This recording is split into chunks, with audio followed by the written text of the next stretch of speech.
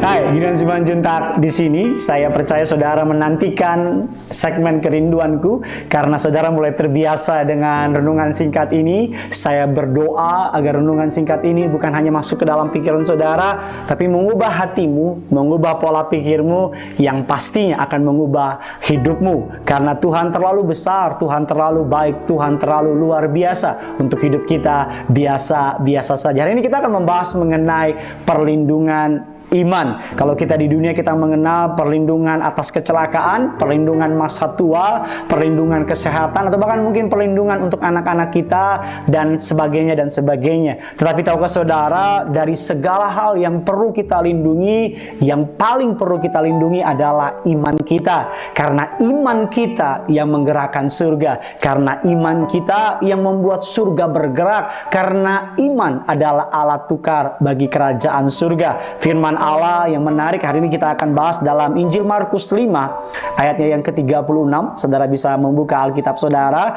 Injil Markus 5 ayat yang ke-36.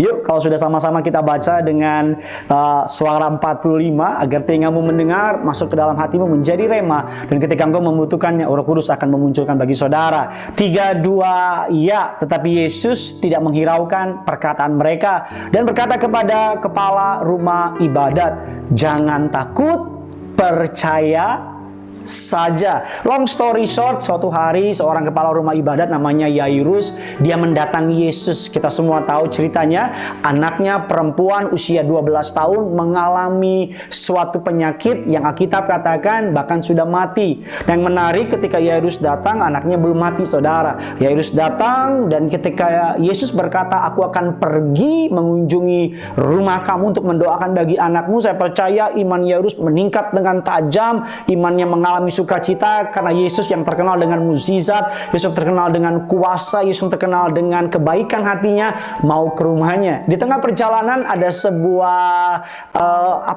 ada sebuah perbelokan keadaan karena ada perempuan pendarahan, saudara, yang menjamah jumlah Yesus, dan perempuan itu pendarahannya stop seketika. Tapi ketika sukacita sedang meliputi orang banyak, salah satu orang dari keluarga Yairus berkata kepada Yesus dan berkata, "Buat apa engkau menyusahkan guru lagi?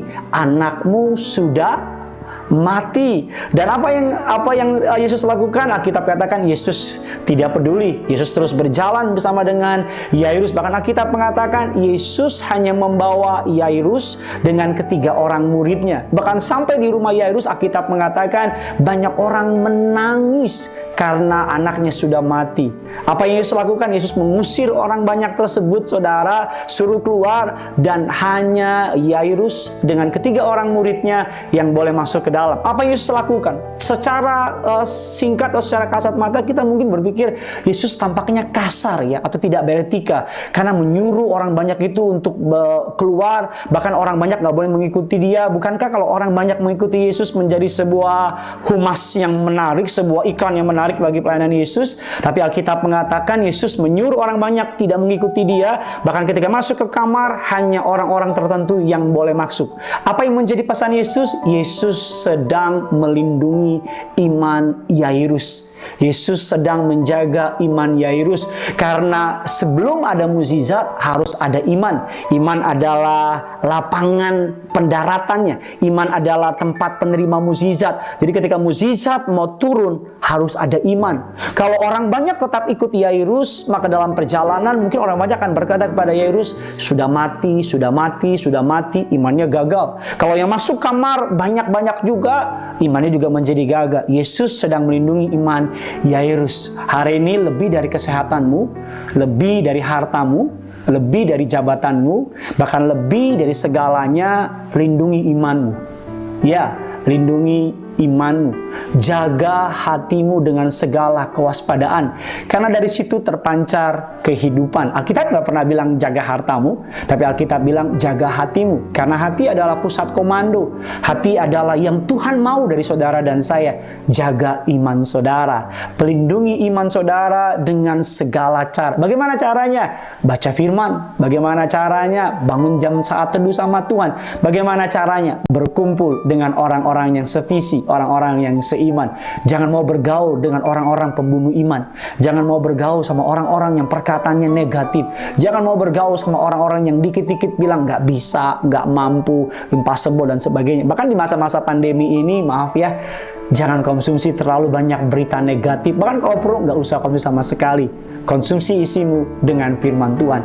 Konsumsi hatimu dengan kabar baik, dengan kabar sukacita. Karena we are what we eat. Kita apa yang kita makan. Kalau kita makan ketakutan, yang keluar adalah ketakutan. Kalau kita makan kabar baik, yang keluar adalah kebaikan demi kebaikan. Lindungi iman. Saya berikan tantangan bagi saudara, tulis di kolom komen di bawah ini dengan cerita-cerita bahwa ketika engkau melindungi iman saudara, mukjizat terjadi. Agar bukan hanya saya diberkati, tapi siapapun yang membaca komen saudara, mereka juga diberkati. Dan yang kedua, jangan lupa, seperti biasa, bagikan kabar baik ini kepada teman-teman saudara, kepada keluarga saudara, kepada teman kantor saudara, kepada siapapun, makin banyak, makin luar biasa. Karena ini tujuan saya mengadakan renungan singkat setiap pagi, agar makin banyak kabar baik di muka bumi ini. Yang punya surga, crazy in love with you. Bye-bye.